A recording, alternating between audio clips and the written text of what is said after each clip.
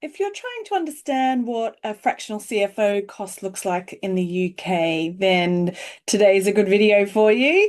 I want to cover the typical price ranges and the main factors that really influence cost and what each pricing tier actually gives you, and also how to work out what level of support your startup generally needs.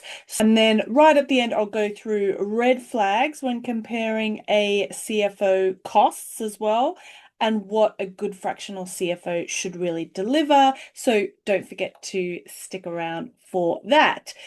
My name's Alysha Randall, and I am a fractional CFO. I have been since 2019, but I have been working with startups and scale-ups in the UK since 2006. And today, as I said, I just want to go through how much a fractional CFO is going to cost you. So for startups and scale-ups, the cost of a fractional CFO does vary quite widely. It really depends on seniority, complexity within your business, and how quickly also you need good results. So how much time you need, say, from a fractional CFO upfront. Generally, I find people need us quite heavily when they've got an impending fundraise coming up and they haven't prepared early enough. So, typical pricing ranges, there are different ways that a fractional CFO can charge you. One of the most common ones in the UK are day rates, and this can range anywhere between £700 a day to £1,200 per day. It's worth saying this excludes VAT. So senior high growth specialists, fundraising focused CFOs will tend to be at the top end. That £700 range, you're probably looking at more of that finance director level, early CFO level. So they're very good at managing the finance function, but potentially may not be able to contribute around strategy and how to tackle things like fundraising, M&A, and maybe even commercial growth. Another way of charging, and this is probably the way that we do with long-term clients, is monthly retainers. This can range again between £2,000 per month up to £10,000 per month, again excluding VAT. And this really depends on a number of factors. The first one is how involved the CFO needs to be.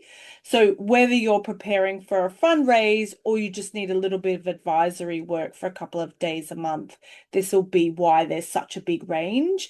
So for us, for example, if we're just doing a bit of advisory work, we'd very much be at that bottom end. But if you need a CFO and team for, roughly 3 days a week, then you're looking more at that top end. It's also worthwhile looking at your current finance team and how strong they are. So if, say, for example, we've worked with a client that has quite a strong financial controller or head of finance level, and therefore we don't need to get as heavily involved in the day-to-day. Or other clients we work with, they just have a third-party bookkeepers and that's it. And so we need to be more heavily involved. And then the level of reporting, forecasting, operation support is required. So it's based on what life cycle you are with your company, what your strategic goals are for the year, and what in-house support is already in place. And then finally, the way that you may be charged is project-based fees. So projects probably start around £3,000 and can go all the way up to, say, £30,000. And it depends again on what you want somebody to do. So very common projects are budgeting or complex modeling, due diligence support, system rebuilds, fundraising preparations, all those different types of things. So there is quite a big range for quite an obvious reason, and that is it depends on how big the project is. So what is typically included? So what does a CFO do for you, essentially? I have done a few videos on what a fractional CFO can do for you and why they're useful, particularly around fundraising. So I'll leave a link for that. But the things that you really want to think about is strategic finance oversight. So instead of all of the issues with finance coming to you as the founder, really the CFO should be managing that. And also, as a founder, you may be very good at finance, but you also aren't a specialist, so you don't know what you don't know. A CFO will be able to help you that. Cash flow management, which is very important within a startup, budgeting and forecasting, of course, that's a big part of what we do, scenario testing, looking at all the different options.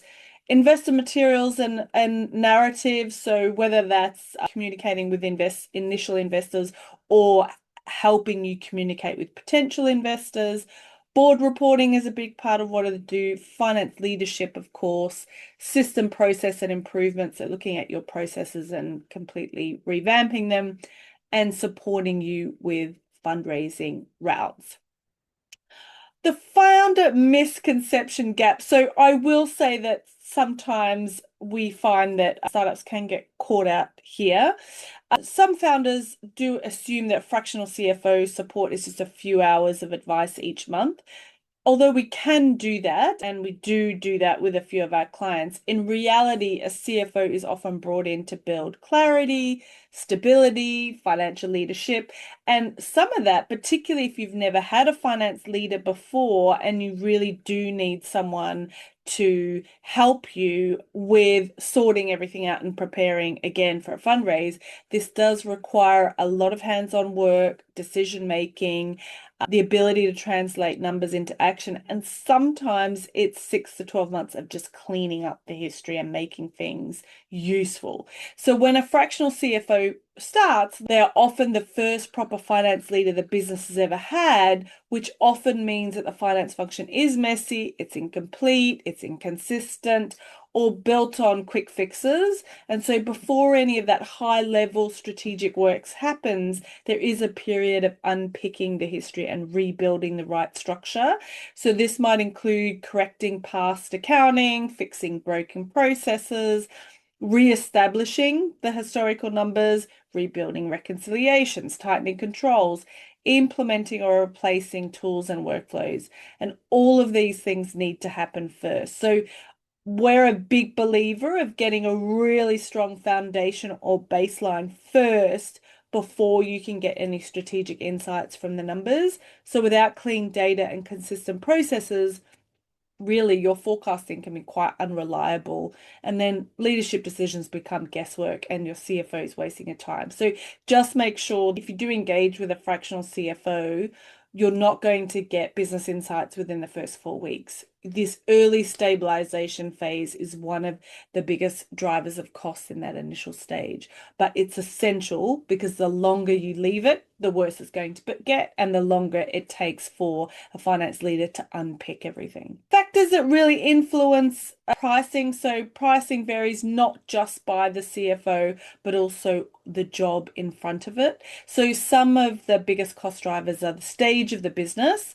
So a seed stage startup with one product, one revenue stream, hasn't been around for very long, so there's not too much complex history in the background, is much less complex than, say, a Series A business with growing headcount, multiple channels of sales, international operations, and also inventory. The complexity of operations, so you will have to pay more if there are multiple revenue models, inventory, as I mentioned, or fulfillment complexity, international entities, so subsidiaries, VAT challenges, or other tax issues such as transfer pricing, group restructures that need to be implemented, heavy complex transaction volumes, and weak or inconsistent bookkeeping.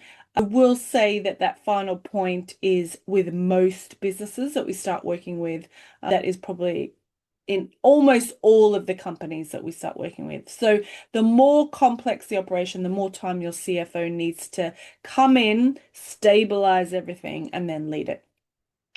Fundraising timetables, another one. So if a raise is happening within 6 to 12 months, then you will expect a higher intensity and faster turnaround times. So a shorter runway generally means heavier modeling, cash strategy, board prep, investor support. It takes a while to prepare the numbers for a fundraise, particularly if they're a mess to start with. So you must always allow for time there. If you are planning on fundraising anytime soon, we do have a scorecard. It's under our free resources on our website, and you can see how investor ready you really are. It will just take you about 5 minutes, so we'll leave the link for that below. Your internal team capacity. So if you already have a competent finance manager or financial controller, a really strong bookkeeping team, then a fractional CFO can remain pretty strategic. If you're don't, then your CFO will need to be more operational, which just increases more time you're spending with them. At Fast Growth Consulting, we do have a full suite of finance professionals at all different levels because we found that with many startups, they do need that additional support at that junior levels. So you're essentially hiring not just a CFO, but also a full support team so that the CFO isn't spending the whole time doing bookkeeping. Really, a bookkeeper should be doing bookkeeping. Scope and deliverables. So you'll pay more if you need more complex things such as a full financial model, investor-ready reporting, finance function rebuild, KPI dashboards, due diligence prep, and process automation. Every kind of thing adds layers and adds time and also expertise. So pricing models explained, I did kind of mention them briefly at the ranges that you would expect, but the way that they work is a retainer, it's a predictable, it's ongoing support. Once your CFO's done the heavy lift and the business needs continuous guidance, then you essentially embed the CFO, fractional CFO as part of the team. And there's no surprises as far as costs are concerned. You agree on a retainer and it stays. Day rate is very useful for that short-term work. So whether there's an overflow on the retainer or there's ad hoc projects or you don't need that regular investment, you just need someone to come in, do a few things and leave again, then a day rate is quite useful. And then obviously project-based is when there's defined outcomes, there's a fixed timetable. This is great for things such as a finance preparation. We could have a 3-month product where we just come in for 3 months and help you get investor ready, or if you just want a finance model or you want someone to come in and review your due diligence, then a project-based approach is probably best. There's also a hybrid approach, so you can have, say, a retainer plus some defined project work. And this is quite common for fundraising cycles, and we also work with founders who decide to do that. What startups should expect at each price level? So what are you going to get at each of the different amounts? So around £2,000 a month at that lower end, you typically will get some advisory support, a little bit of forecasting, things like a cash model or a project-based scenario testing. A full forecasting model takes quite a few weeks. So you're not going to get that. You're just going to get kind of a bit of scenario testing. You'll have a CFO on call that you can call up when you desperately need to. This is not a hands-on leadership. It's quite light touch. You'll get that element of support or sounding board, but they're not going to come in every single week and make sure that all of the numbers are working as they should. It's a bit more light touch from that. About £3,500 to £6,000 per month. I would say this is a very common level. So this is kind of that standard CFO range for funded or growing startups. In this set, you would have someone that's more embedded within the team. So you'd have regular meetings with the CFO. They would often attend a portion of the board meeting or board reporting. They would be working with and often guiding your finance team, even if it's just a third-party bookkeeper. They'll be able to get some cash strategy. You will have that kind of monthly forecasting rhythm, that rolling forecast, more hands-on support and complexity, and also would form an element of relationship with your leadership team. And then at the top end, that kind of £7,000 to £10,000 per month. Remember, this is all excluding VAT. Generally, you're usually in one of these situations. You're fundraising within 6 months or less than 6 months, and there's quite a bit to do. There's some rapid scaling happening where you need additional support. Fixing historic accounting really fast because you need the numbers to be accurate quickly. Rebuilding all the finance systems really quickly, again, due to either scaling or needing to fundraising really quickly. There may be a complex business model or multi-entity group, or you're needing that heavy modeling and cash leadership really quickly. So this is where a CFO becomes much more deeply embedded, but it's also you would expect a faster turnaround with things rather than a bit more light touch. So how to work out what you actually need. So there's a few things that you need to ask yourself. Firstly, are your numbers genuinely investor ready? Again, take a look at the quiz that I'll leave linked below. Do you have someone in-house who manages the day-to-day? And that's not you. So do you have, say, a finance manager or financial controller in-house that manages that day-to-day? Do you think your bookkeeping is really clean, is really accurate, is really consistent? Are you fundraising soon? Do you have just the one product, one simple revenue model, or do you have loads? Are you constantly firefighting cash issues? And do you feel like the finance function is holding you back? So if you're unsure on most of these, you probably need a few more than just a couple of hours a month. So red flags, I will say when comparing CFO costs, some things to just be mindful of when you're looking at fractional CFOs. You might want to be a bit wary of very low monthly retainers unless you just want that light touch advisory support. If there's no onboarding process, there's no finance diagnostic, there's no model, no cash flow routine, the CFO spend more time doing bookkeeping. So by that, I mean VAT returns, basic monthly reporting, payroll, rather than leadership. We actually are taking on a client right now. Their old CFO was basically a really expensive bookkeeper. So just be aware of that. Lack of clarity of deliverables, so they're not able to say when they're going to do what or how long things are going to take, and vague promises without any defined process. So cheap support generally means low impact and high cleanup cost later. You would be better off saving your pennies for a good bookkeeper or a finance manager in the short term, and then finding a really decent CFO longer term. So, what a good fractional CFO should be able to deliver at a minimum, particularly in that kind of mid-level, they should be able to give you clear cash positions. They should be able to provide you a forecast that you can really trust, a reliable month-end reporting that's actually interesting to read. It's not just a bunch of numbers on a spreadsheet without any context. They should be able to help you with that strategic financial insight. A finance function that's like a well-oiled machine after they've been there for 6 to 12 months.